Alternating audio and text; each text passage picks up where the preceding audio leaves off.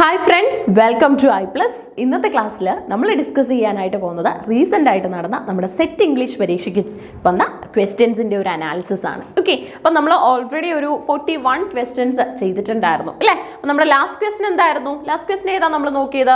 അത് question is like this അല്ലേ. Altering between 2 or more languages എന്താണ് നമ്മൾ പറയുന്നതെന്ന് ചോദിച്ചു കഴിഞ്ഞാൽ കോഡ് സ്വിച്ചിങ് എന്നാണ് അല്ലേ. അങ്ങനെയാണെങ്കിൽ കോഡ് മിക്സിംഗ് എന്തായിരുന്നു? കോഡ് മിക്സിംഗ് എന്ന് പറഞ്ഞു കഴിഞ്ഞാൽ സെൻറ്റൻസിനുള്ളിൽ തന്നെയാണ് അല്ലേ. അതായത് ഓപ്ഷനിൽ നമുക്ക് കോഡ് മിക്സിംഗ് ഉണ്ടായിരുന്നല്ലോ. That means use to describe the embedding or mixing of smaller linguistic units. Smaller linguistic യൂണിറ്റ്സുകൾ ഏതെങ്കിലും വാക്കോ ഫ്രേസോ ഒക്കെ മാത്രമാണ് മാറുന്നതെങ്കിൽ അതിനെ നമ്മൾ എന്തെന്നാ പറഞ്ഞത്? കോഡ് മിക്സിംഗ് എന്നാ പറഞ്ഞത് അല്ലേ. ട്രാൻസ്ലേഷൻ എന്താണെന്ന് നമുക്കറിയാമല്ലോ. ട്രാൻസ്ലേഷൻ എന്താണ്? Translation simply means process of conveying a message from one language to another അല്ലേ. ഇനി അടുത്തത് ഇൻട്രാ സെന്റൻഷ്യൽ എക്സ്ചേഞ്ച് എന്താണെന്ന് ചോദിച്ചു കഴിഞ്ഞാൽ ഒരു ഇൻട്രാ സെന്റൻഷ്യൽ സ്വിച്ചിങ് എന്ന് പറഞ്ഞു കഴിഞ്ഞാൽ ടൈപ്പ് ഓഫ് കോഡ് സ്വിച്ചിങ് ആണ് that occurs within a sentence boundary. സെന്റൻസിന്റെ ബൗണ്ടറിയിലാണ് ആ ഒരു എക്സ്ചേഞ്ച് നടക്കുന്നതെങ്കിൽ അതിനെയാണ് നമ്മൾ എന്തെന്ന് പറയുന്നത്? ബൗണ്ടറി പോയിന്റിൽ, എൻ പോയിന്റിലോ അങ്ങനെ ഒരു പോയിന്റിലാണ് എക്സ്ചേഞ്ച് നടക്കുന്നതെങ്കിൽ ഇൻട്രാ സെന്റൻഷ്യൽ എക്സ്ചേഞ്ച് എന്നായിരിക്കും പറയുന്നത്. Okay, intra sentential exchange. കാരണം ഒരു സെന്റൻസ് കഴിഞ്ഞിട്ട് അതിന്റെ ബൗണ്ടറിയിലായിരിക്കും എന്ത് ചെയ്യുന്നത്? പുതിയൊരു സ്വിച്ചിങ് നടക്കുന്നത്. ഓക്കെ, അപ്പോൾ ഇതാണ് നമ്മൾ കഴിഞ്ഞ ക്ലാസ്സിൽ ചെക്ക് ചെയ്ത ലാസ്റ്റ് ക്വസ്റ്റ്യൻ എന്ന് പറയുന്നത്. നമുക്ക് അതിന്റെ ഉത്തരമൊക്കെ കണ്ടുപിടിക്കാൻ പറ്റിയായിരുന്നു. അപ്പോൾ ഇന്നത്തെ ക്ലാസ്സിൽ നമ്മുടെ ഫസ്റ്റ് ക്വസ്റ്റ്യൻ ഇതാണ്. According to behaviourism language learning is based on. ബിഹേവിയറിസത്തിന്റെ വെളിച്ചത്തിൽ പറയുകയാണ് എങ്കിൽ ലാംഗ്വേജ് ലേണിംഗ് എന്തിന്റെ ബേസിലാണ് നടക്കുന്നത്? Okay, so according to behaviourism language learning is based on. ബിഹേവിയറിസത്തിന്റെ ബേസിൽ ലാംഗ്വേജ് ലേണിംഗ് എന്തിനെ ബേസ് ചെയ്തിട്ടുള്ളതാണ്? നാച്ചുറൽ അക്വസിഷൻ ആണോ, സ്റ്റിമുലസ് റെസ്പോൺസ് SR ആണോ അവിടെ നടക്കുന്നത്? അതോ ഇനി ജനറ്റിക് ഇൻഹെറിറ്റൻസ് ആണോ, ഇനി ക്രിട്ടിക്കൽ പീരീഡ് ഹൈപ്പോത്തിസിസ് വല്ലതും ആണോ അവിടെ നടക്കുന്നത്? നോക്കിക്കേ, ബിഹേവിയറിസ്റ്റുകൾ ഒരുപാട് പേരുണ്ട് അല്ലേ. ഒരുപാട് സൈക്കോളജിസ്റ്റുകളുണ്ട് ബിഹേവിയറിസത്തിനെ ബേസ് ചെയ്ത് വർക്ക് ചെയ്തവരെ. അവരെ നമ്മൾ ബിഹേവിയറിസ്റ്റുകൾ എന്ന് വിളിക്കാറുണ്ട്. അവരുടെ ഒരു ഐഡിയയിൽ ലാംഗ്വേജ് ലേണിംഗ് എന്തിനെ ബേസ് ചെയ്തിട്ടുള്ളതാണ്? സ്റ്റിമുലസ് റെസ്പോൺസിനെ ബേസ് ചെയ്തിട്ടുള്ളതാണ് കേട്ടോ. സ്റ്റിമുലസ് റെസ്പോൺസിനെ ബേസ് ചെയ്തിട്ടുള്ളതാണ്. ഓക്കെ, അപ്പൊ എന്താണ് ഈ സ്റ്റിമുലസും റെസ്പോൺസും ഒക്കെ? എന്തുവാ സ്റ്റിമുലസ് റെസ്പോൺസ് എന്നൊക്കെ പറഞ്ഞു കഴിഞ്ഞാൽ what you mean by that? Stimulus എന്ന് പറഞ്ഞു കഴിഞ്ഞാൽ ഇറ്റ്സ് മീൻസ് ദാറ്റ് നമ്മൾ അങ്ങോട്ട് കൊടുക്കുന്ന ഒരു ഇൻപുട്ടാണ്. ഓക്കെ, ഇപ്പം നമ്മൾ കമ്പ്യൂട്ടറിൻ്റെ ഒക്കെ കേസിൽ ഇൻപുട്ട് എന്ന് പറയുമല്ലോ, അതുപോലെ നമ്മൾ അങ്ങോട്ട് കൊടുക്കുന്ന ഒരു ഇൻപുട്ടാണ്. ഓക്കെ, എന്തെന്ന് പറയുന്നത്? സ്റ്റിമുലസ് എന്ന് പറയുന്നത്. ഇൻപുട്ട് കൊടുത്തു കഴിഞ്ഞാൽ ഉറപ്പായിട്ട് നമുക്ക് ഔട്ട്പുട്ട് കിട്ടും അല്ലേ. കൊടുക്കുന്ന സ്റ്റിമുലസിന് അല്ലെങ്കിൽ ഇൻപുട്സിന് എല്ലാം ഔട്ട്പുട്ട് കിട്ടണമെന്നുണ്ടോ? ഇല്ല. നമ്മൾ ബെറ്റർ ആയിട്ട് അവരെ ട്രെയിൻ ചെയ്ത് ബെറ്റർ ആയിട്ട് ആ ഒരു മീഡിയത്തിൽ എത്തിക്കുമ്പോഴായിരിക്കും ഏറ്റവും ആക്റ്റീവായിട്ടുള്ള ഔട്ട്പുട്ട്സ് അല്ലെങ്കിൽ റെസ്പോൺസുകൾ നമുക്ക് കിട്ടുന്നത് അല്ലേ. അപ്പോൾ സ്റ്റിമുലസും റെസ്പോൺസും ഉണ്ട്. ഓക്കെ, അപ്പോൾ ബിഹേവിയറിസ്റ്റുകളുടെ ഒരു ലാംഗ്വേജ് ലേണിംഗ് എന്തിനെ ബേസ് ചെയ്തിട്ടുള്ളതാ? സ്റ്റിമുലസ് റെസ്പോൺസിനെ ബേസ് ചെയ്തിട്ടുള്ള. നമ്മൾ കമ്മ്യൂണിക്കേറ്റ് ചെയ്തെങ്കിൽ മാത്രമേ ഭാഷ പഠിക്കത്തുള്ളൂ. എത്ര എഴുതി പഠിച്ചെന്ന് പറഞ്ഞാലും ഭാഷയിൽ നമ്മൾ കോമ്പീറ്റൻ്റ് ആവണമെന്നില്ല, അല്ലെങ്കിൽ നമ്മുടെ അവിടെ സ്ട്രോങ് ആവണമെന്നില്ല. എപ്പോഴും നമുക്ക് എന്ത് അത്യാവശ്യമായിട്ടുള്ള കാര്യം എന്താണ്? It's actually this thing that is stimulus response. നമ്മുടെ ലാംഗ്വേജ് എക്സ്ചേഞ്ച് നടന്നെങ്കിൽ മാത്രമേ നമ്മൾ കൃത്യമായിട്ട് എന്ത് പഠിക്കത്തുള്ളൂ? ലാംഗ്വേജ് പഠിച്ചെടുക്കത്തുള്ളൂ അല്ലേ. അത് ക്ലിയർ ആയിട്ട് മനസ്സിലാക്കണം. അപ്പോൾ നോക്കിക്കേ, according to behaviourism language learning is based on stimulus response. Language learning എന്തിനെ ബേസ് ചെയ്തിട്ടുള്ളതാ? സ്റ്റിമുലസിനെയും റെസ്പോൺസിനെയും ബേസ് ചെയ്തിട്ടുള്ളതാ അല്ലേ. So key aspects of behaviourism in language learning. Behaviourism in language ലേണിംഗിന്റെ കീ ആസ്പെക്ട്സ് എന്ന് പറയുന്നത് ഒന്ന് സ്റ്റിമുലസ് റെസ്പോൺസ് ആണ്, SR മെക്കാനിസം ആണ് അല്ലേ. Behaviourist particularly BF Skinner proposed that language is a verbal behavior learned through interaction with the environment where a stimulus elicits a response which is then reinforced അല്ലേ. അപ്പൊ നോക്കിക്കേ, stimulus response SR mechanism എന്ന് പറഞ്ഞു കഴിഞ്ഞാൽ behaviourist particularly BF Skinner proposed that language is a verbal behavior. നമ്മുടെ സ്കിന്നറിനെ പോലെയുള്ള Skinner's behaviouristic പെർസ്പെക്റ്റീവ്സും അതുപോലെ തന്നെ പസിൽ ബോക്സും ഒക്കെ നമ്മൾ കേട്ടിട്ടുണ്ടാവും അല്ലേ. അപ്പൊ നോക്കിക്കേ, സ്കിന്നർ പറയുന്നത് ലാംഗ്വേജ് എന്ന് പറഞ്ഞു കഴിഞ്ഞാൽ തന്നെ അതൊരു വെർബൽ ബിഹേവിയർ ആണ്. ഓക്കെ, എങ്ങനെയാ പഠിക്കുന്നത്? ത്രൂ ഇന്ററാക്ഷൻ വിത്ത് എൻവയോൺമെന്റ്. നമ്മുടെ കൂടെയുള്ള ആൾക്കാരോട് സംസാരിച്ച് അല്ലെങ്കിൽ നമ്മുടെ ചുറ്റുപാടും കാണുന്ന കാര്യങ്ങളെ അഡ്രസ് ചെയ്ത് സംസാരിച്ചെങ്കിൽ മാത്രമേ നിങ്ങൾ ഭാഷ പഠിക്കത്തുള്ളൂ അല്ലേ. ഇത് ഓരോ ബിഹേവിയറിസ്റ്റുകളും പറയുന്നുണ്ട്, ഓരോ സൈക്കോളജിസ്റ്റും പറയുന്നുണ്ട്. ഓക്കെ, മിക്കവാറും ഓൾമോസ്റ്റ് ഓൾ ഓഫ് ദി ലിംഗ്വിസ്റ്റുകളും സൈക്കോളജിയിലും കൂടെ നോളജ് ഉള്ളവരാണ്. കാരണം ലിംഗ്വിസ്റ്റുകൾ ഭാഷയെക്കുറിച്ചാണ് പറയുന്നത് അല്ലെങ്കിൽ പഠിക്കുന്നത്.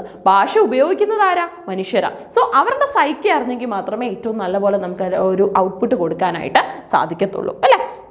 കൊണ്ടുവരാനായിട്ട്, ഔട്ട്പുട്ട് കൊടുക്കുകയല്ല, ഔട്ട്പുട്ട് നമ്മൾ കൊണ്ടുവരിക ചെയ്യുന്നത്, അതിന് നമുക്ക് സാധിക്കത്തുള്ളൂ. So where a stimulus elicits a response which is then reinforced. ഇല്ലേ, സ്റ്റിമുലസ് കൊടുത്താൽ റെസ്പോൺസ് കിട്ടും, പിന്നെ നമുക്കത് റീഇൻഫോഴ്സ് ചെയ്ത് കൊടുക്കാൻ പറ്റും. ഇല്ലേ, ഇപ്പം നമുക്ക് പോസിറ്റീവ് ആൻഡ് നെഗറ്റീവ് റീഇൻഫോഴ്സ്മെന്റ് കൊടുക്കാമല്ലോ. അധ്യാപകർ സെറ്റ് പരീക്ഷ എന്ന് പറയുമ്പോൾ നമ്മൾ ആ ഒരു അധ്യാപന ജോലിയിലേക്കാണ് പോകുന്നത്. ഇല്ലേ, അപ്പോൾ കുട്ടികളെ പഠിപ്പിക്കുന്ന സമയത്ത് നമുക്ക് പോസിറ്റീവ് ആൻഡ് നെഗറ്റീവ് റീഇൻഫോഴ്സ്മെന്റുകൾ കൊടുക്കേണ്ടതായിട്ട് വരും. ഇല്ലേ, അവരുടെ ഒരു ഔട്ട്പുട്ട് എങ്ങനെയാണോ, അവരുടെ റെസ്പോൺസ് എങ്ങനെയാണോ അതിന് മാച്ച് ചെയ്യുന്ന രീതിയിലായിരിക്കുമല്ലോ നമ്മൾ റീഇൻഫോഴ്സ്മെന്റ് സ്കെച്ച് ചെയ്ത് വെക്കുന്നത്, അല്ലെ പ്ലാൻ ചെയ്ത് വെക്കുന്നത്. ഓക്കെ, സോ SR മെക്കാനിസം കൃത്യമായിട്ട് ഈ പറയുന്ന ലാംഗ്വേജ് ലേണിങ്ങിനെ കുറിച്ച് പറയുന്നുണ്ട്. ഓക്കെ, ഇനി ഹാബിറ്റ് ഫോർമേഷൻ എന്ന് പറഞ്ഞു കഴിഞ്ഞാൽ എന്തുമായിരിക്കും? ഓപ്ഷനിലുണ്ടല്ലോ, language is considered a set of habits acquired through imitation, practice and reinforcement. അല്ലേ, പൊതുവേ ഇംഗ്ലീഷ് പറയാനായിട്ട് നമ്മൾ നേറ്റീവ് സ്പീക്കേഴ്സ് ഈവൻ അവരുടെ ലിപ് മൂവ്മെന്റ് പോലും നമ്മൾ ചെക്ക് ചെയ്യാറുണ്ട്. അല്ലേ, അതായത് നമുക്ക് എത്ര ശ്രമിച്ചാലും നേറ്റീവ് ലാംഗ്വേജ് അല്ലാത്തത് കൊണ്ട് തന്നെ ഇംഗ്ലീഷ് പറയുന്നതിന് കുറച്ച് പരിമിതികളുണ്ട്. മേ ബി നമ്മൾ എത്ര ശ്രമിച്ചാലും നമുക്കൊരു 97 വരെയൊക്കെ അല്ലെങ്കിൽ 98 പോയിന്റിലേക്കൊക്കെ ആയിരിക്കും ചെല്ലാൻ പറ്റുന്നത്. അല്ലേ,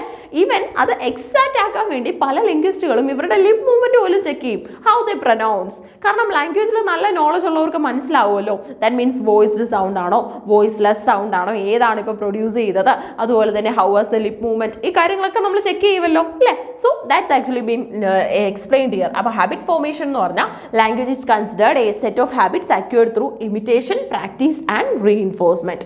ഇനി റീഇൻഫോഴ്സ്മെന്റ് എന്താണ്? Correct utterances are positively reinforced or rewarded. ഇല്ലേ, കറക്റ്റ് ആയിട്ടുള്ള അട്രൻസുകളെല്ലാം തന്നെ നമ്മൾ എന്ത് ചെയ്യാറുണ്ട്? പോസിറ്റീവ്ലി നമ്മൾ റീഇൻഫോഴ്സ് ചെയ്യാറുണ്ട് അല്ലെങ്കിൽ റിവാർഡ് ചെയ്യാറുണ്ട്. ഓക്കെ, കറക്റ്റ് ആയിട്ടുള്ള അട്രൻസുകളെല്ലാം തന്നെ നമ്മൾ പോസിറ്റീവ്ലി റീഇൻഫോഴ്സ് ചെയ്യാറുണ്ട്, റിവാർഡ് ചെയ്യാറുണ്ട്. എന്തിനു വേണ്ടി അങ്ങനെ ചെയ്യുന്നത്? വീണ്ടും നമുക്ക് അത്തരത്തിലുള്ള റെസ്പോൺസ് കിട്ടാനായിട്ടാണ്. അല്ലേ, so while incorrect ones are corrected or ignored strengthening the correct verbal habits. അല്ലേ, ഇൻകറക്റ്റ് ആയിട്ടുള്ളതിന് നമ്മൾ പോസിറ്റീവ് റീഇൻഫോഴ്സ്മെന്റ് കൊടുത്തു കഴിഞ്ഞാൽ ആ വ്യക്തിയെ നമ്മൾ കൂടുതലായിട്ട് ഡൗൺ ആക്കുകയേ ചെയ്യത്തുള്ളൂ. ഇല്ലേ, ഇൻകറക്റ്റ് ആയിട്ടുള്ളപ്പോൾ നമ്മൾ എന്ത് ചെയ്യണം? അവർക്ക് റെമഡിയൽ ആയിട്ടുള്ള പ്രാക്ടീസുകളൊക്കെ കൊടുത്ത് അവരെ നമ്മൾ ബ്രിങ് അപ്പ് ചെയ്യാനാണ്, ബ്രിങ് ആൻഡ് ബ്രോട്ട് അപ്പ് ചെയ്യാനാണ് നമ്മൾ എന്ത് ചെയ്യേണ്ടത്? ശ്രമിക്കേണ്ടത്. അല്ലേ, ഇമിറ്റേഷൻ എന്തായിരിക്കും? Children learn by imitating the sounds and sentences they hear around dum.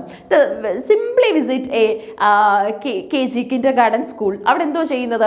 ഇവൻ all the rhymes including our Johny yes papa, അല്ലേ, ഇതടക്കം എല്ലാം നമ്മൾ എന്താ ചെയ്യുന്ന കുട്ടികൾ അവിടെ ഇരുന്ന് റിപ്പീറ്റ് ചെയ്യുക. ടീച്ചർ ലൈൻ പാടിക്കൊടുക്കും, കുട്ടി റിപ്പീറ്റ് ചെയ്യും. ഓക്കെ, ഈവൻ ടീച്ചറിൻ്റെ ആ ഒരു ജസ്റ്റേഴ്സ്, പോസ്റ്റേഴ്സ്, ഇതെല്ലാം കുട്ടി വിറ്റ്നസ് ചെയ്തുകൊണ്ടിരിക്കുക. ഇതെല്ലാം കുട്ടി ഇമിറ്റേറ്റ് ചെയ്യാനായിട്ടും റെഡി ആയിട്ടിരിക്കുകയാണ്. അല്ലേ, so that's actually called imitation. അല്ലേ, അപ്പൊ നമ്മുടെ ചോദ്യം എന്തായിരുന്നു? According to behaviourism language learning is based on stimulus response. Okay, അത് നാച്ചുറൽ അക്വസിഷൻ അല്ല, അതുപോലെ തന്നെ ജെനറ്റിക് ആയിട്ടുള്ള ഇൻഹെറിറ്റൻസ് അല്ല, അതുപോലെ തന്നെ ക്രിട്ടിക്കൽ പീരീഡ് ഹൈപ്പോത്തിസിസ് ഒന്നും അല്ല അവിടെ നടക്കുന്നത്. ഓക്കെ, സോ ഒരു കാര്യമാണ് നമുക്ക് കൃത്യമായിട്ട് അറിയേണ്ടത്. എക്സാക്ട് അത് SR മെക്കാനിസം ആണ് അവിടെ റൺ ഔട്ട് ആവുന്നത്. The goal of dash is to promote a holistic understanding of student learning and development. Okay, നമ്മുടെ CBSE ഒക്കെ ലോഞ്ച് ചെയ്ത് CBSE ഒക്കെ കൊണ്ടുവന്ന ഒരു പ്രോഗ്രാമാണ്. ഇപ്പൊ എല്ലായിടത്തും നമ്മൾ CE കൺസിഡർ ചെയ്യാറുണ്ട്. ഓക്കെ, പൊതുവെ അധ്യാപകർക്കറിയാം രണ്ട് രീതിയിലാണ് നമ്മൾ മാർക്ക് കൊടുക്കുന്നത്, ഒന്ന് TEയും ഒന്ന് CEയും. എന്തുവാ ഈ TEയും CEയും? ഏതാണ് ബിഗർ വൺ? TE ആണോ CE ആണോ? TE എന്ന് പറഞ്ഞു കഴിഞ്ഞാൽ ടെർമിനൽ ആയിട്ടുള്ള ഇവാലുവേഷനാണ്. ആ പരീക്ഷയ്ക്ക് കൊച്ച് എത്ര മാർക്ക് മേടിച്ചു, കുട്ടി എത്ര മാർക്ക് മേടിച്ചു, അത് മാത്രമേ നമ്മൾ അവിടെ നോക്കുന്നുള്ളൂ. അല്ലേ, പക്ഷെ CE വരുന്ന സമയത്ത് എന്താ സംഭവിക്കുന്നത്? കണ്ടിന്യൂസ് ആയിട്ടുള്ള ഇവാലുവേഷനാണ്. നമുക്ക് ആ ടേമിലെ മാർക്ക് മാത്രം പോരാ, ആ വർഷം കുട്ടിയുടെ ഡെവലപ്മെന്റ് എങ്ങനെയായിരുന്നു, കുട്ടിയുടെ ഓവറോൾ ഹാർമോണിയസ് ഹോളിസ്റ്റിക് ഡെവലപ്മെന്റിനെ കുറിച്ച് ടീച്ചർ കൺസേൺഡ് ആയിരിക്കണം. അതിനെയാണ് നമ്മൾ എന്തെന്ന് പറയുന്നത്? CE എന്ന് പറയുന്നത്. ഓക്കെ, അപ്പൊ TEയും CEയും ഇമ്പോർട്ടന്റ് ആണ്. So the goal of dash is to promote holistic understanding of student learning and development. CCE ആണോ, CALL ആണോ, ESL ആണോ, അതോ ഇനി EFE or EFL? Okay, EFL എന്ന് പറയുമ്പോൾ നമുക്കറിയാം English as a foreign language ആണ് ഇവിടെ ഉദ്ദേശിക്കുന്നത്. ഓക്കെ, ആക്ച്വലി EFE ഇല്ലാത്തതുകൊണ്ട് തന്നെ EFL ഉണ്ട് നമുക്ക്. ഓക്കെ, ഓപ്ഷൻസിൽ ഇതുപോലെ നമുക്ക് ഇങ്ങനെയൊക്കെ എന്താണ് നമുക്ക് കൺഫ്യൂസിംഗ് ആയിട്ട് വരാറുണ്ട്. ചിലപ്പം EFE ഇല്ലെങ്കിൽ പോലും നമ്മൾ ആലോചിച്ചോണം EFL എന്ന് പറയുന്ന ഒരു ഐഡിയ എക്സിസ്റ്റ് ചെയ്യുന്നുണ്ടെന്ന്. Okay, but here never get concern, EFE ഒന്നും അല്ല നമുക്ക് ആൻസർ വരുന്നത്. ഓക്കെ, ഈവൻ EFL ആയിരുന്നു ആൻസർ, EFE എന്നായിരുന്നു കൊടുത്തിരുന്നതെങ്കിൽ ക്വസ്റ്റ്യൻ ഡിലീറ്റ് ആയേനെ. ഓക്കെ, പക്ഷേ ഗെറ്റ് എ കൺസേൺ ഇങ്ങനെയുള്ള ടേംസ് വരുമ്പോൾ നമ്മൾ ശ്രദ്ധിച്ചോണം വേറെ ഇങ്ങനെ ഒരു വാക്കുണ്ടോ എന്ന്. ഓക്കെ, അപ്പോൾ നോക്കിക്കേ, the goal of dash is to promote holistic understanding of student learning and development. Answer വരുന്നത് CCE ആണ്. Okay, continuous and comprehensive evaluation ആണ് നമ്മൾ CCE എന്ന് പറയുന്നത്. CCE എന്ന് പറഞ്ഞാൽ എന്താണ്?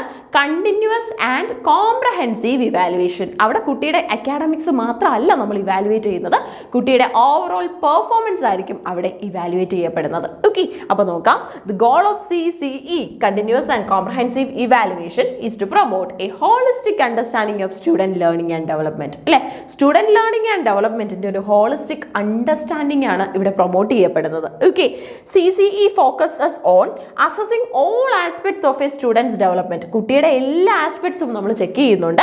സ്കോളാസ്റ്റിക് ആയിട്ടുള്ളത്, അതുപോലെ തന്നെ കോസ്റ്റ് സ്കോളാസ്റ്റിക് ആയിട്ടുള്ളത്, okay, curricular and non curricular, അതാണ് ഉദ്ദേശിക്കുന്നത്.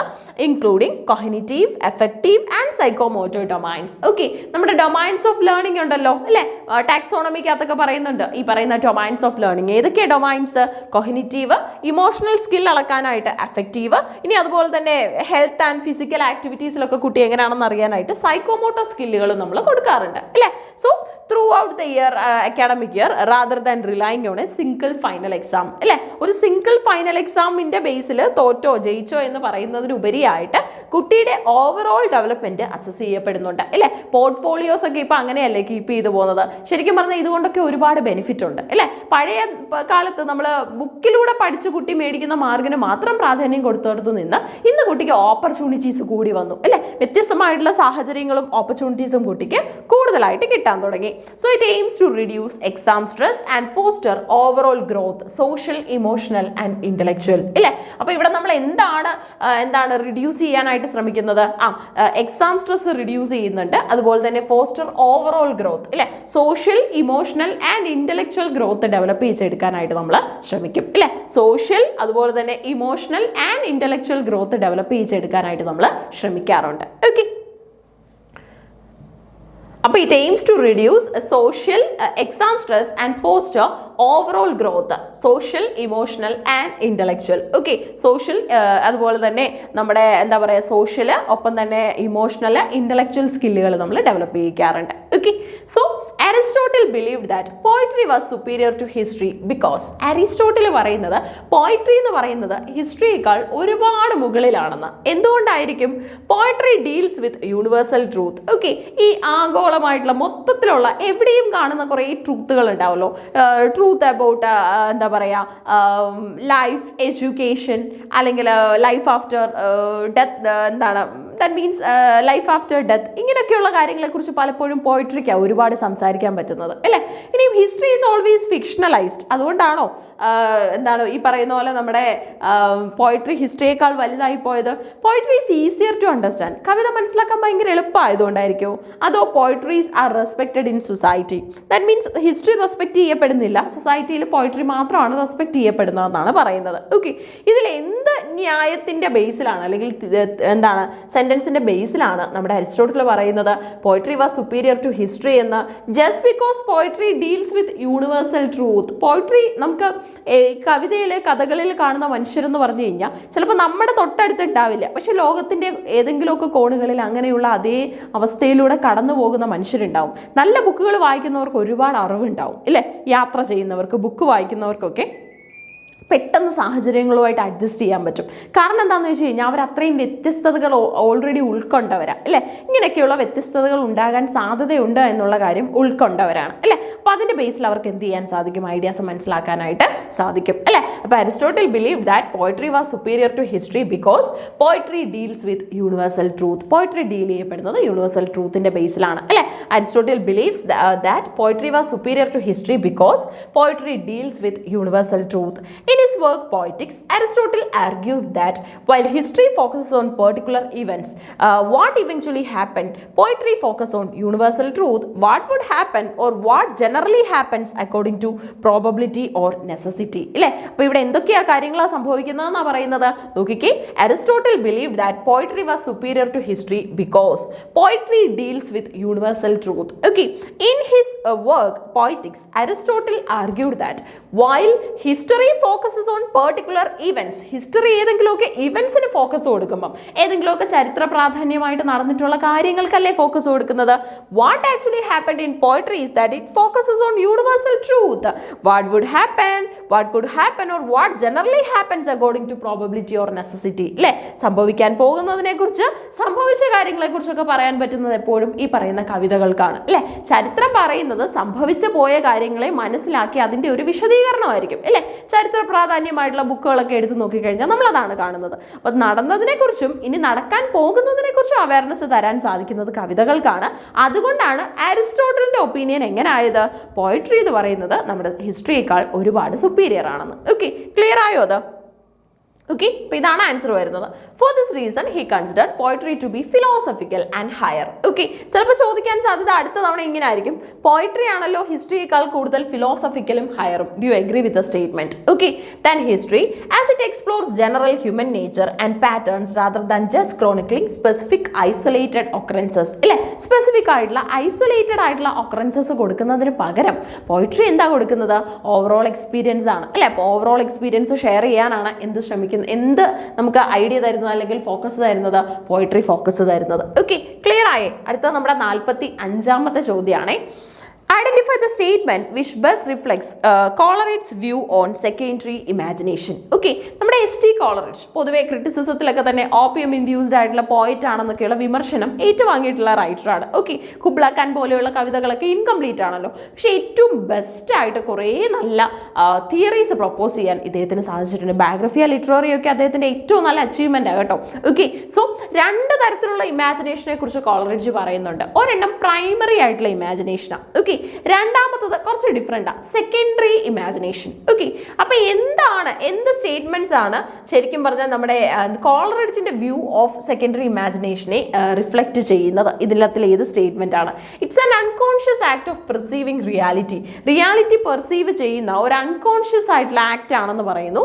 It dissolves, diffuses, dissipates in order to recreate ചെയ്യാൻ വേണ്ടി ഇതിനെ നമ്മൾ ഡിസോൾവ് ചെയ്യുന്നുണ്ട്, ഡിഫ്യൂസ് ചെയ്യുന്നുണ്ട്, ഡിസിപ്പേറ്റ് ചെയ്യുന്നുണ്ട്. ഐഡിയാസിനെയാണ് കേട്ടോ. It's A prime agent of all human perception. നമ്മുടെ ഈ പെർസെപ്ഷൻസ് ഉണ്ടല്ലോ, ചില പെർസെപ്ഷൻസ് ഒക്കെ കറക്റ്റ് ആയിട്ട് വരികയും ചെയ്യും. ഇല്ലേ, ചില കാഴ്ചപ്പാടുകൾ, ചിന്താഗതികൾ, നമുക്ക് തോന്നുന്ന ചില കാര്യങ്ങൾ. അല്ലേ, സോ അപ്പോൾ ഇവിടെ പറയുന്നത് ഇത് ആക്ച്വലി എന്താണ്, prime agent of all perceptions. എല്ലാ പെർസെപ്ഷൻസിന്റെയും ഒരു പ്രധാന കണ്ണിയായിട്ടാണ് നമ്മൾ ഈ സെക്കൻഡറി ഇമാജിനേഷനെ കാണുന്നതെന്ന് പറയുന്നു. അടുത്തത് it's a mode of memory emancipated from the order of time and space. Okay, time and സ്പേസിൽ നിന്ന് നമ്മൾ ഇമാൻസിപ്പേറ്റ് ചെയ്യുന്ന ഒരു മോഡ് ഓഫ് മെമ്മറി ആണെന്ന് പറയുന്നു. ഓക്കെ, ആൻസർ വരുന്നത് ഡിസോൾവ് ചെയ്യുകയും ഡിഫ്യൂസ് ചെയ്യുകയും ഡെസിപ്പേറ്റ് ചെയ്യുകയും ചെയ്തിട്ട് ഒരു ന്യൂ ഓർഡർ റിക്രിയേറ്റ് ചെയ്യാനായിട്ട് നമ്മൾ ശ്രമിക്കുകയാണ്. എവിടെ? നമ്മുടെ കോളറിഡ്ജ് പറഞ്ഞ സെക്കൻഡറി ഇമാജിനേഷനിലൂടെ. ഓക്കെ, അപ്പൊ സെക്കൻഡറി ഇമാജിനേഷൻ അത്ര നിസ്സാരമല്ല എന്ന് മനസ്സിലായി കാണുമല്ലോ. അവിടെ നമുക്ക് പല പ്രോസസ്സ് വേണം, ഡിഫ്യൂസിങ് വേണം, ഡിസോൾവിങ് വേണം, ഡെസിപ്പേറ്റ് ചെയ്യണം. ഇതൊക്കെ സാധാരണ ഒരാളിനെ കൊണ്ട് സാധിക്കുമോ? എല്ലാവരെ കൊണ്ടും പറ്റില്ല കേട്ടോ. ഓക്കെ, അപ്പൊ 2 തരത്തിൽ ഇമാജിനേഷൻ ഉണ്ട്, പ്രൈമറിയും സെക്കൻഡറിയും. അതായത് ഇപ്പം എനിക്ക് പറയാൻ പറ്റില്ല നിങ്ങൾ ഏതിൽ ഇൻക്ലൂഡ് ആണെന്ന്. കാരണം എൻ്റെ കേസിൽ എനിക്ക് പറയാം I belongs to the primary imagination. അല്ലേ, കാരണം എന്ന് പറഞ്ഞു കഴിഞ്ഞാൽ ഇതുപോലെ റൈറ്റേഴ്സിനെ പോലെ ഡിസോൾവ് ചെയ്യാൻ, ഡിഫ്യൂസ് ചെയ്യാൻ, ഡെസിപ്പേറ്റ് ചെയ്യാനൊന്നും സാധാരണയിൽ ഒരാൾക്ക് സാധിക്കുന്നില്ല. ഓക്കെ, സോ നിങ്ങളുടെ കൂട്ടത്തിൽ തന്നെ അല്ലെ നമ്മുടെ കൂട്ടത്തിൽ തന്നെ കവിത എഴുതുന്ന, കഥ എഴുതുന്ന നല്ല സർഗാത്മക ശേഷിയുള്ള ആൾക്കാരുണ്ടായിരിക്കും. അവർക്കൊരു പക്ഷേ ഉണ്ടാവുക സെക്കൻഡറി ആയിട്ടുള്ള ഇമാജിനേഷൻ ആയിരിക്കും. അല്ലെ, ഇപ്പൊ പ്രൈമറി ഇമാജിനേഷൻ എന്ന് പറഞ്ഞാൽ സാധാരണ ആൾക്കാർക്ക്, കോമൺ പീപ്പിൾ അല്ലെങ്കിൽ റീഡേഴ്സിനുള്ളതാണ്. ഓക്കെ, ഇനിയും സെക്കൻഡറി ഇമാജിനേഷൻ എന്ന് പറഞ്ഞാൽ റൈറ്റേഴ്സ് അല്ലെങ്കിൽ നമ്മുടെ പോയിറ്റ്സിനൊക്കെ ഉള്ളതാണ്. ഓക്കെ, റൈറ്റേഴ്സിന് അല്ലെങ്കിൽ എസ്പെഷ്യലി നമ്മുടെ പോയിറ്റ്സിനൊക്കെ ഉള്ളത് എന്താണെന്ന് ചോദിച്ചു കഴിഞ്ഞാൽ സെക്കൻഡറി ഇമാജിനേഷൻ ആണ്. കാണുന്ന ഒരു കാര്യത്തിനെ ഡിസോൾവ് ചെയ്യാനും അതുപോലെ തന്നെ ഡിഫ്യൂസ് ചെയ്യാനും അതുപോലെ തന്നെ എന്ത് ചെയ്യാനായിട്ട് ഡെസിപ്പേറ്റ് ചെയ്യാനും ഒക്കെ ആർക്ക് സാധിക്കും? ഈ പറയുന്ന എഴുത്തുകാർക്ക് സാധിക്കും. എന്നിട്ട് അതിനെ അവർ എന്ത് ചെയ്യും? റിക്രിയേറ്റ് ചെയ്യും. ഇല്ലേ, ഒരു പൂവിനെ കുറിച്ച് വളരെ മനോഹരമായി കവിത എഴുതാൻ, ചുറ്റുപാടും കാണുന്ന എന്തെങ്കിലും ഒരു ചെറിയ വസ്തുവിനെ കുറിച്ച് വളരെ നല്ല വരികൾ പ്രൊഡ്യൂസ് ചെയ്യാനായിട്ടൊക്കെ സാധിക്കും. ഓക്കെ, അപ്പം അത്തരത്തിലുള്ള ഇമാജിനേഷനെയാണ് നമ്മൾ എന്തെന്ന് പറയുന്നത്? സെക്കൻഡറി ഇമാജിനേഷൻ എന്ന് പറയുന്നത്. Okay, the statement which best reflects Coleridge's view on secondary imagination is it dissolves, diffuses, dissipates in order to recreate ചെയ്യാൻ വേണ്ടി ഇവിടെ നമ്മൾ ഡിസോൾവ് ചെയ്യുന്നുണ്ട്, ഡിഫ്യൂസ് ചെയ്യുന്നുണ്ട്, ഡെസിപ്പേറ്റ് ചെയ്യുന്നുണ്ട്. Okay, so rationally in Biographia Literaria chapter 13 you can see Coleridge Coleridge defines the secondary imagination as an echo of the primary imagination. Okay, അപ്പോൾ secondary imagination എന്ന് പറഞ്ഞാൽ പ്രൈമറി ഇമാജിനേഷന്റെ എക്കോ ആണെന്നാണ് പറയുന്നത്. Okay, ഈ secondary imagination ഉള്ളവർക്കൊന്നും primary കാണത്തില്ല എന്ന് പറയാൻ പറ്റില്ല. പ്രൈമറി ഒന്ന് അപ്ലിഫ്റ്റ് ചെയ്ത് കഴിഞ്ഞാൽ നമുക്ക് സെക്കൻഡറിയിൽ എത്താനും സാധിക്കും, കണക്റ്റഡാ. ഓക്കെ, സോ പ്രൈമറിയിൽ നമുക്ക് സാധാരണ കാഴ്ചപ്പാടാണ് ഉണ്ടാകുന്നതെങ്കിൽ അതിൻ്റെ ഒരു എക്കോ റിഫ്ലക്ഷൻ ആണ് സെക്കൻഡറിയിൽ കാണുന്നത്. Okay, coexisting with the conscious will and characterises it as a power that dissolves, diffuses, dissipates in order to recreate ചെയ്യാൻ വേണ്ടി ഇവിടെ ഡിസോൾവ് ചെയ്യപ്പെടുന്നുണ്ട്, ഡിഫ്യൂസ് ചെയ്യപ്പെടുന്നുണ്ട്, ഡെസിപ്പേറ്റ് ചെയ്യപ്പെടുന്നുണ്ട്. എന്തിനാ ഇതൊക്കെ നമ്മൾ ചെയ്യുന്നത്?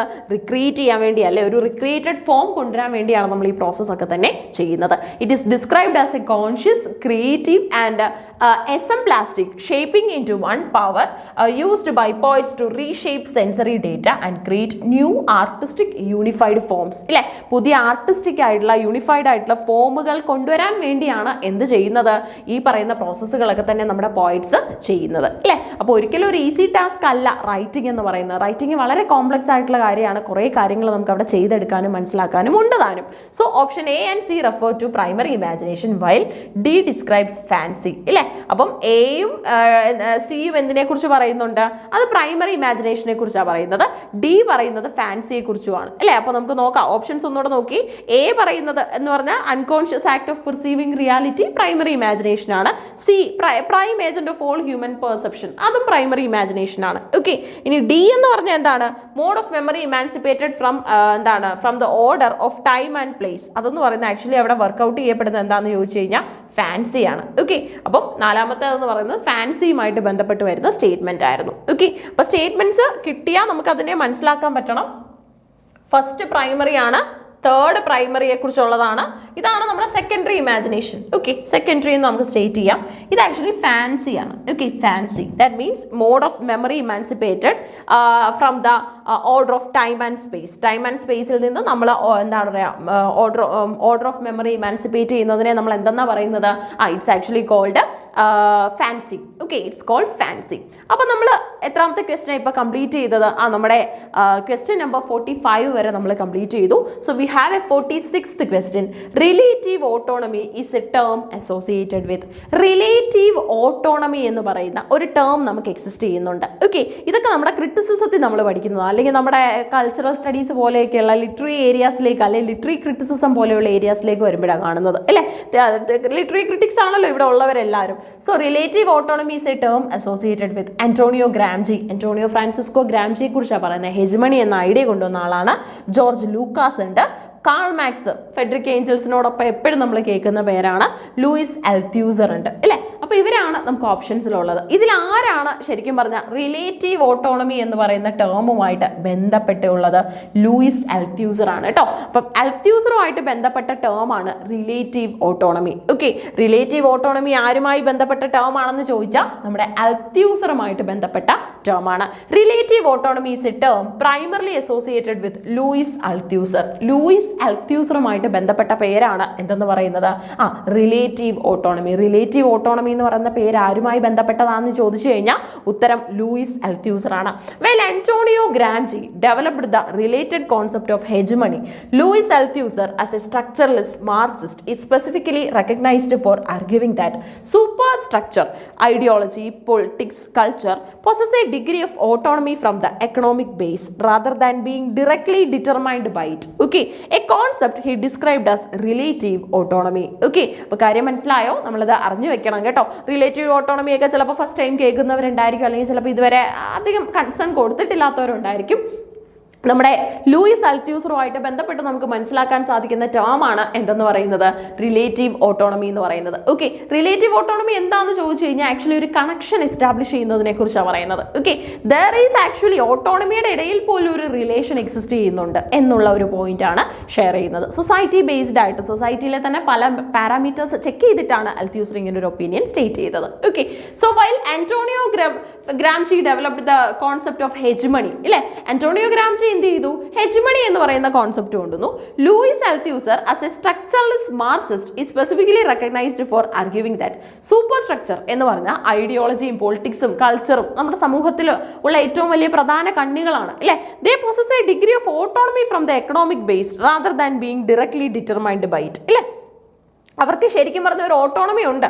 എക്കണോമിക് ബേസിൽ നിന്നും ഒരു ഓട്ടോണമി കാണിക്കുന്നുണ്ട്, rather than being directly determined by it. അല്ലേ, നമുക്കൊരു ഡയറക്റ്റ് ഡിറ്റർമിനേഷൻ പോസിബിൾ അല്ല പലപ്പോഴും ഐഡിയോളജിയിൽ, പൊളിറ്റിക്സിൽ, അതുപോലെ തന്നെ ഈ പറയുന്ന കൾച്ചറിലൊക്കെ തന്നെ. ഇല്ലേ, ഇതൊക്കെ തന്നെ പലതുമായിട്ടും ബന്ധപ്പെട്ട് കിടക്കുന്നതായിട്ട്, കണക്റ്റഡ് ആയിട്ടുള്ളതായിട്ട് നമുക്ക് മനസ്സിലാക്കിയെടുക്കാനായിട്ട് സാധിക്കും. അല്ലേ, അപ്പോൾ നോക്കിക്കേ, ഐഡിയോളജി, പൊളിറ്റിക്സ്, കൾച്ചർ ഇതൊക്കെ എന്തുമായിട്ട് അസോസിയേറ്റ് ചെയ്തുള്ളതാണെന്ന് ചോദിച്ചു കഴിഞ്ഞാൽ ഇതൊക്കെ തന്നെ സ്ലൈറ്റ്ലി കണക്റ്റഡ് ആണ്. അതുകൊണ്ടാണ് റിലേറ്റീവ് ഓട്ടോണമി ഉള്ളതാണ് എന്ന് പറയുന്നത്.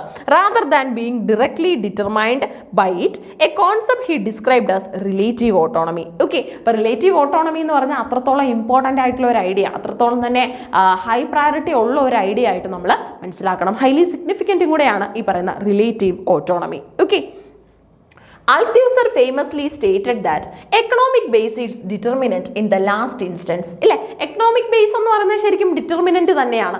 But the superstructure maintains its own autonomous role. ഇല്ലേ, സൂപ്പർ സ്ട്രക്ചർ പലപ്പോഴും അത് അതിൻ്റെതായിട്ടുള്ള റോള് തന്നെ സെർവ് ചെയ്യാറുണ്ട്. ഓക്കെ, അതായത് പലപ്പോഴും ഈ ബേസിലാണല്ലോ നമുക്ക് ആൾട്രേഷൻസ് ഇങ്ങനെ വന്നുകൊണ്ടിരിക്കുന്നത്. അല്ലേ, അപ്പോൾ ശരിക്കും പറഞ്ഞാൽ സമൂഹത്തിൽ നമ്മളൊന്ന് കണ്ണു തുറന്ന് വീക്ഷിച്ചു കഴിഞ്ഞാൽ ഇതുപോലെയുള്ള ഐഡിയാസ് വളരെ ഭംഗിയായി നടക്കുന്നത് നമുക്ക് കാണാൻ സാധിക്കും. ഭയങ്കര കൃത്യമായിട്ട് അതിൻ്റെ ഒരു അറേഞ്ച്മെന്റ് നമുക്ക് ഫീൽ ചെയ്യാനായിട്ടും സാധിക്കും. Okay, so although Nicos Poulantzas later expanded heavily on this concept, often in the context of the state. Althusser is a foundational figure in defining it as a part of a structuralist Marxist framework. Okay, ഒരു structuralist Marxist frameworkൽ ആദ്യമായിട്ട് ഈ പറയുന്ന നമ്മുടെ relative ഓട്ടോണമിയെ കുറിച്ച് പറഞ്ഞത് ആരാന്ന് ചോദിച്ചു കഴിഞ്ഞാൽ ആൻസർ ഈസ് അൽത്യൂസർ. ഓക്കെ, അൽത്യൂസർ ആണ് പറഞ്ഞത്. പിന്നീട് അത് എക്സ്പാൻഡ് ചെയ്യാനായിട്ട് ശ്രമിച്ചത് ആരാന്ന് ചോദിച്ചു കഴിഞ്ഞാൽ നമ്മുടെ നിക്കോൾസ് പോൾട്ടാൻറ്റാസ് ആണ്. ഓക്കെ, അപ്പോൾ ഇതാണ് ശരിക്കും പറഞ്ഞാൽ നമ്മുടെ റിലേറ്റീവ് ഓട്ടോണമി എന്ന് പറയുന്നത്. ഓക്കെ, അപ്പോൾ റിലേറ്റീവ് ഓട്ടോണമിയുമായിട്ട് ബന്ധപ്പെട്ട് ഈ കൂട്ടത്തിൽ നിങ്ങൾക്ക് കണ്ടെത്താൻ സാധിക്കുന്ന ആളെന്ന് പറയുന്നത് അതിൻ്റെ വൺ അമംഗ് ദ എക്സ്പോണൻ്റ് ആയിട്ട് തന്നെയുള്ള ലൂയിസ് അൽത്യൂസർ ആണ്. ഓക്കെ, അദ്ദേഹം അന്നത്തെ ബേസിനെ കുറിച്ചും സൂപ്പർ സ്ട്രക്ചറിനെ കുറിച്ചും ഒക്കെയുള്ള കൃത്യമായ ഒരു ധാരണ തരാൻ കൂടെ ശ്രമിക്കുന്നുണ്ട്. ഓക്കെ, അപ്പോൾ എത്ര ക്വസ്റ്റ്യനായി? ഏകദേശം ഇപ്പോൾ നമ്മൾ ഡിഫറെൻറ്റ് വീഡിയോസിലായിട്ട് 46 ചോദ്യങ്ങൾ കംപ്ലീറ്റ് ചെയ്തിട്ടുണ്ട്. ഈ ചോദ്യങ്ങളൊക്കെ റിപ്പീറ്റ് ചെയ്യാൻ സാധ്യതയുള്ളതും കൂടെ കേട്ടോ. ചിലപ്പോൾ അടുത്ത പരീക്ഷയ്ക്ക് hegemony is a term associated with ചോദിക്കും. അങ്ങനെയാണെങ്കിൽ ഉത്തരം താണ്ടി ഇതിനകത്ത് തന്നെ ഉണ്ട്, ആന്റോണിയോ ഗ്രാംഷി. അല്ലെ, ഗ്രാംഷിയുമായിട്ട് ബന്ധപ്പെട്ട ടേമാണ് എന്തെന്ന് പറയുന്നത്, ഹെജമണി എന്ന് പറയുന്നത്. ഓക്കെ, അപ്പോൾ ഇത്തരത്തിലുള്ള കൾച്ചറൽ സ്റ്റഡീസുമായിട്ട് ബന്ധപ്പെട്ടിട്ടുള്ള ഐഡിയാസ് പഠിക്കാനായിട്ടും കൂടെ ശ്രമിക്കുക. കൾച്ചറൽ തിയറിസ്റ്റുകൾ ഒരുപാടില്ല, നമ്മൾ പഠിച്ചു കഴിഞ്ഞാൽ നമുക്ക് ഓരോരുത്തരുടെയും പേരും അവരുടെ തിയറിയും നോട്ട് ചെയ്ത് പഠിക്കാനുള്ളതേ ഉള്ളൂ. അതിനും കൂടെ പ്രയോറിറ്റി കൊടുക്കുക. ഓക്കെ, റിപ്പീറ്റ് ചെയ്യാൻ ഇനിയും സാധ്യതയുള്ള ഒരു ചോദ്യം കൂടാണ്. ഫർദർ ആയിട്ടുള്ള ചോദ്യങ്ങൾ നമ്മുടെ നെക്സ്റ്റ് വീഡിയോ ലെസണിൽ ഉണ്ടായിരിക്കും. So keep learning. Thank you.